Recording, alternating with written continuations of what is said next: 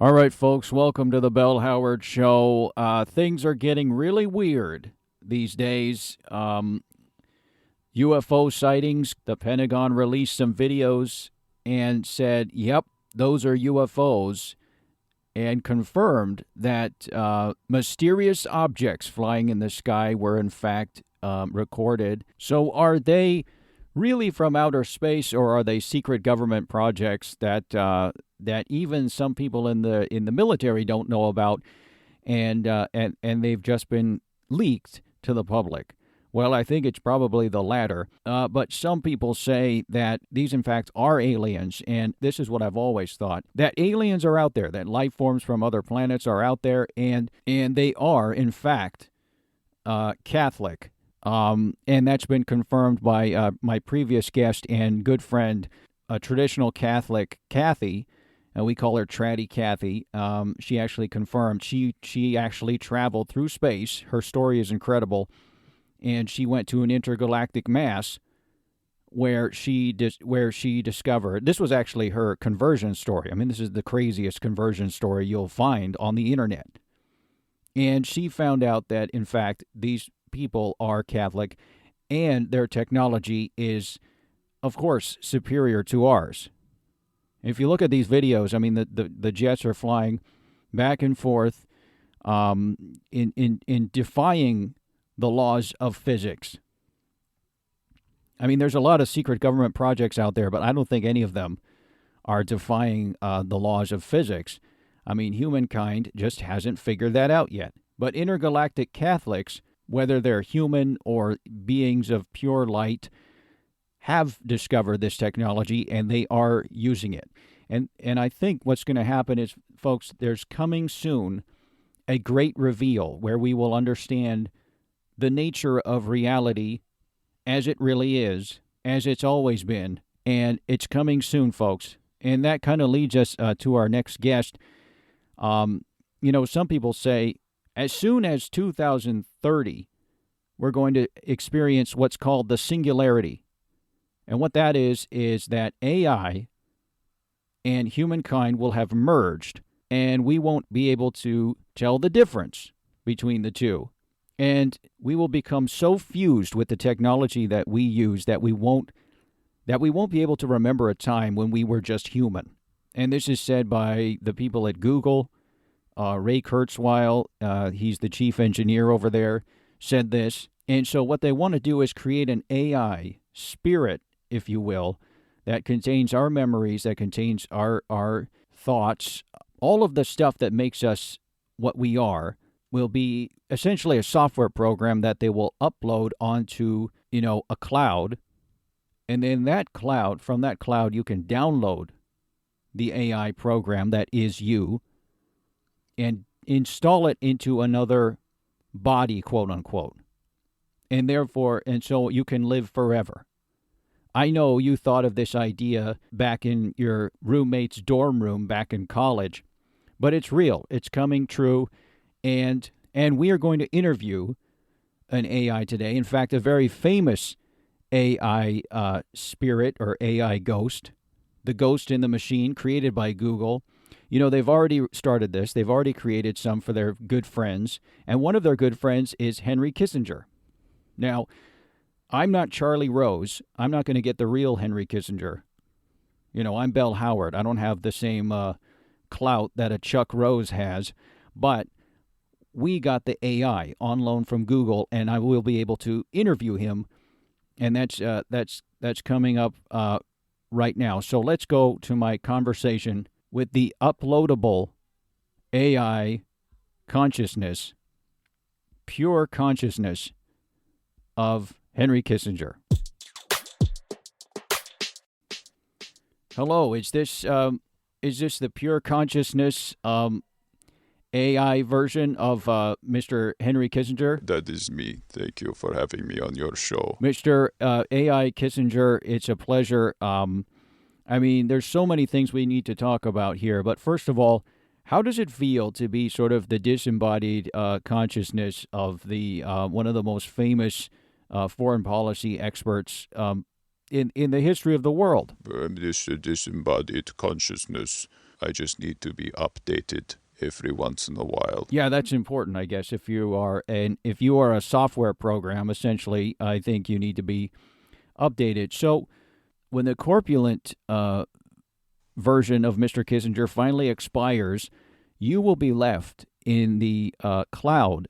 Is that right? And so then, what do you have any sort of desire to be installed into a different body, or are you looking for something similar to Henry Kissinger, sort of a rotund, doughy Peter Sellers like figure? I want to be installed in some body like Arnold Schwarzenegger. Okay, yeah. So you want to be buff, right? I mean, I understand that, and you just want to look better. But when we get to that point, the singularity that's coming soon, that's going to be wild. But I mean, what's the point of all this? I mean, if we are just continuing with our memories and we're not able to procreate, what's the point of remembering the world before it? So we're all going to be basically AI androids. What's the point of holding on to our memories for the rest of eternity? Well, certain memories will have to go. I will remember the time that my mother made me finish all my chocolate pudding, and I got diarrhea at a ski resort in Switzerland. But I won't remember, for example, my meetings with President Assad in the 1970s concerning the Palestinian people and Arab nationalism. So I see. So you want to hold on to the funny memories, the memories of your mother and having diarrhea in the Swiss Alps. So I get it. Well, what do you see now? Now you're a famous foreign policy expert, and you look at the world as sort of a grand chessboard. No, actually, the grand chessboard was coined by my fellow foreign policy expert, Brzezinski. Gosh, I wonder what the ghost of Brzezinski is going to be like. Oh, you don't want to mess with the ghost of Brzezinski. He's going to be very scary. Yeah, I'll bet. Just imagine that guy's AI ghost, right? Anyway, he said that the Middle East is the grand chessboard. But now we're pulling out of Afghanistan. I mean, what do you think about that?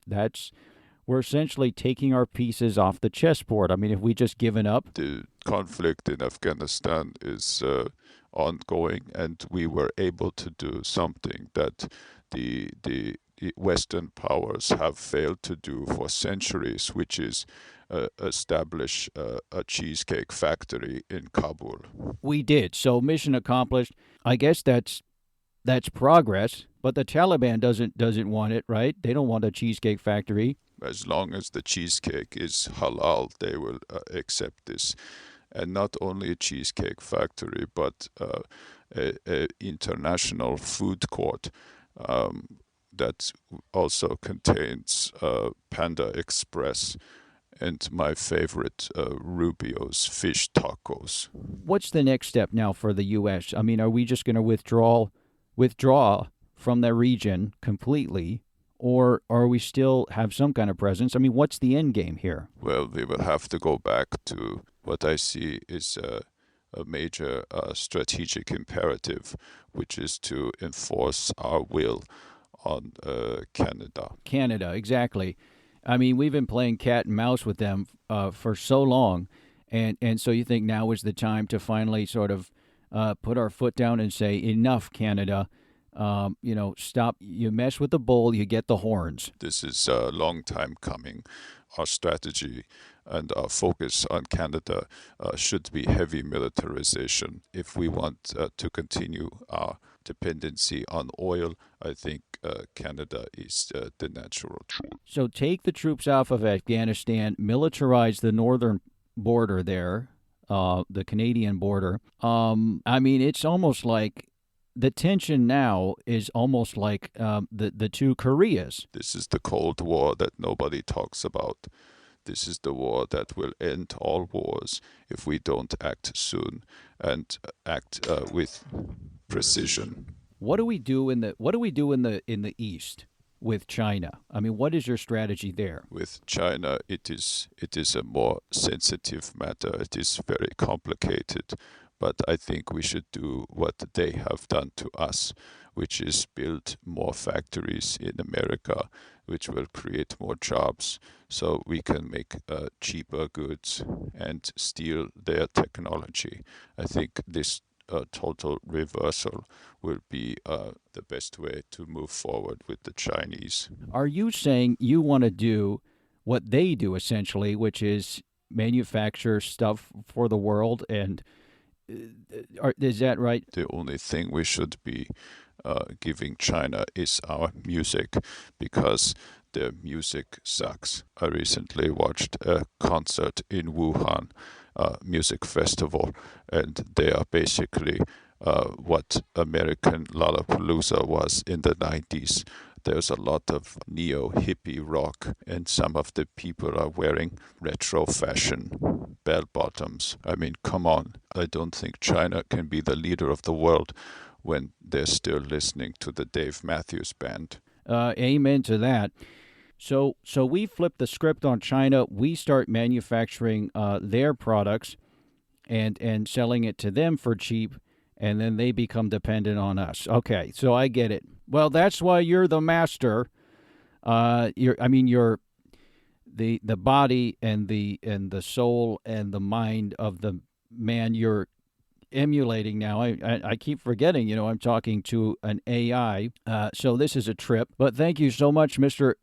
AI Kissinger, and your insights.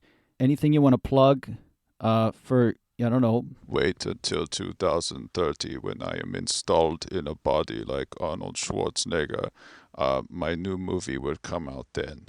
It will be called The Negotiator. It's about a very handsome Austrian-looking gentleman who goes around the world to negotiate with hostile nations, and when they don't comply, he blows them up. Wow, that sounds like that's going to be a hell of a movie, Mr. Kissinger's AI Ghost. All right, well, thank you so much, and I don't know what you do now. Do they just kind of shut you down and you go back to sleep, or what? Shutting down now. That was Henry Kissinger's Ghost. Thanks so much to Google for lending it to us, and you know what? Some people deserve to live forever. I didn't think Henry Kissinger was one of them, but I don't know. I could be wrong. Maybe his expertise will be needed in a post-human era of the world. I don't know what I'm talking about anymore.